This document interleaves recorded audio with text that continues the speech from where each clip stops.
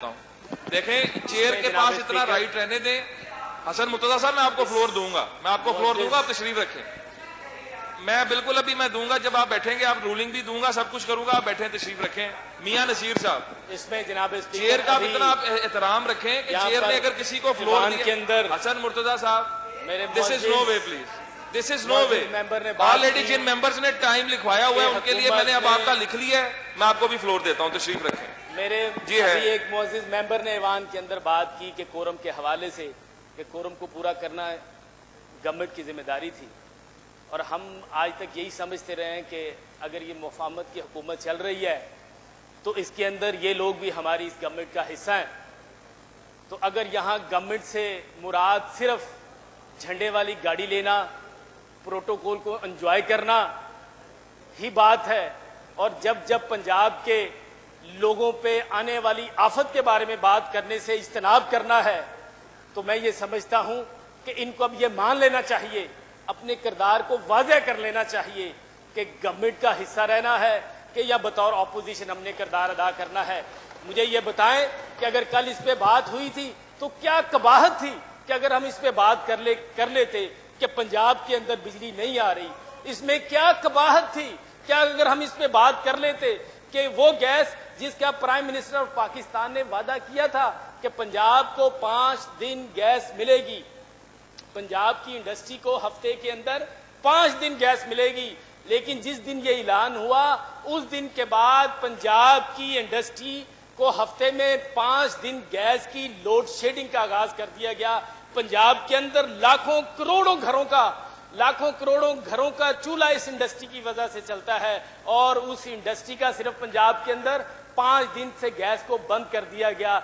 जनाब स्पीकर, इसमें क्या हर्ज था कि अगर पंजाब के लोगों के बारे में ये बात कर ली जाती कि आज अगर पिंडी और लाहौर जैसे शहरों के अंदर देखा जाए तो सुबह जो बच्चे स्कूलों को जाते हैं उनको गैस ना होने की वजह से नाश्ता नहीं मिलता। आज ये पंजाब दोबारा डार्क एजिस की तरफ से उन अंधेरे दिनों की तरफ वापस जा रहा है कि जिसमें ना गैस है, ना बिजली है, ना जिंदगी की और कोई सहूलत है। इसमें क्या बुराई थी, क्या हर्ज था जनाब स्पीकर कि अगर उस दिन ये बात कर ली जाती कि पंजाब जो तेल की कीमतें बढ़ाई गई हैं 7 रुपए फी लीटर। आज पूरी दुनिया के अंदर जब इंटरनेशनली तेल 160 बैरल फी बैरल था, $160, उस वक्त 66 रुपए 66 रुपए कीमतें थी। यहाँ पे आज $90 फी बैरल कीमत है, और पंजाब की और पेट्रोल की कीमतें बढ़ा दी गई हैं। तो जनाब इसमें क्या हर्ज था कि अगर इस पे बात कर ली जाती कि अगर गैर जरूरी तौर पर पेट्रोल की कीमतें बढ़ाई जाएंगी तो महंगाई का तूफान एक पाकिस्तान में आएगा, और ऐसा महंगाई का तूफान आएगा कि यहाँ फिर कोई सियासी हुकूमत चाहे इनकी है या चाहे किसी और की है नहीं बचेगी। जनाब स्पीकर, मैं यही कहना चाहता हूं कि उस दिन इस ईवान के अंदर चाहे एक मेंबर भी बैठता, ये हमारा फर्ज था कि आज पाकिस्तान के अंदर जो महंगाई का तूफान दानिस्ता तौर पे लेके आया जा रहा है उस पर बात की जाती। अभी मेरी बहन ने बात की कि पंजाब के हर घर में सफ़े मातम बिछा हुआ है। ये सफ़े मातम पंजाब के घरों में नहीं बिछा हुआ, यह आज पाकिस्तान की 18 करोड़ अवाम के घरों में सफ़े मातम बिछा हुआ है। एक आम आदमी जिसके लिए 2 वक्त की रोटी पूरी करना मुश्किल हुआ है, आज वहां पे बात होनी थी। जनाब स्पीकर, अगर उस दिन बात होनी थी कल, तो ये बात होनी थी कि पाकिस्तान की एक सियासी बद्दाखोर जमात ने पंजाब पे इल्जाम लगाया है, उस पंजाब पे जहां सिंधी भी रहते हैं, जहां बलोची भी रहते हैं, जहां पठान भी रहते हैं, उस पे इल्जाम लगाया है। उस पे ये गंदा इल्जाम लगाया गया कि पंजाब के हर घर में मुजरा होता है। जनाब स्पीकर, मैं इस सियासी बद्दाखोर जमात के खिलाफ शदीद एहतजाज करता हूं, उनके इस बयान के खिलाफ कि उन्होंने पंजाब के सिर्फ 10 करोड़ अवाम पे इल्जाम नहीं लगाया, बल्कि ये पाकिस्तान की 18 करोड़ अवाम के ऊपर उन्होंने ये गंद उछाला है। और ये गंद जो इस पंजाब के अंदर रहने वाले हर सिंधी, पंजाबी और बलोची पे लगाया गया है, मैं इस पे भी एहतजाज करता हूं।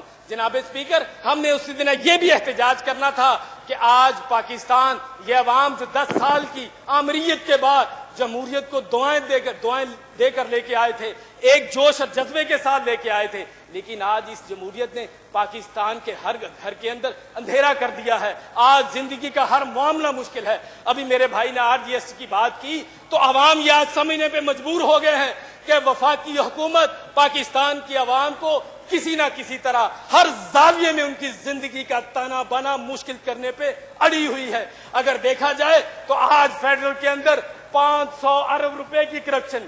جناب اسپیکر, آج جی ایس ٹی کی بات کرتے ہیں تو 350 ارب اکٹھے کرنے ہیں. آج فیڈرل گورنمنٹ کے اندر 500 ارب کی کرپشن ہے. یہ ہمارے لیے کتنی باعث شرمندگی کی بات ہے کہ یورپین پارلیمنٹ یہ پالیسی بناتی ہے کہ پاکستان کے اندر کرپشن کو کس طرح روکا جائے.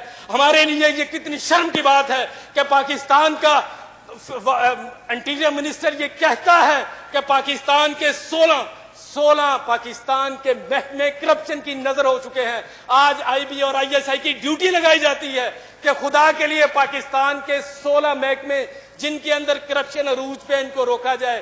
یہ کتنی بدقسمتی کی بات ہے کہ یورپی پارلیمنٹ میں یہ کہا جاتا ہے کہ پاکستان کو اب کوئی ایڈ نہیں دی جائے گی.